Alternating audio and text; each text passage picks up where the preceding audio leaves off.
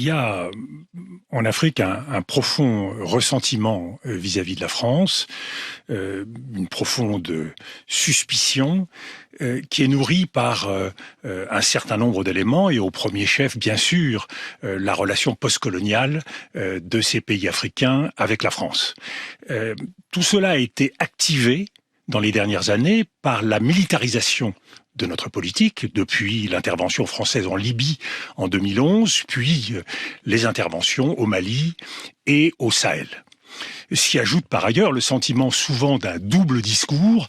On le voit sur la démocratie, puisque le traitement réservé aux États n'est pas le même selon qu'on est le Tchad ou que l'on est le Mali ou la Guinée.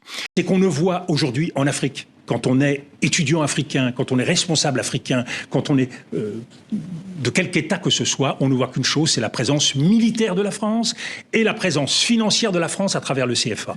Cette présence-là, il convient aujourd'hui de faire en sorte qu'elle ne soit pas dominante et que notre politique ait d'autres objectifs, d'autres buts et qu'elle apparaisse comme davantage respectueuse des pays d'Afrique.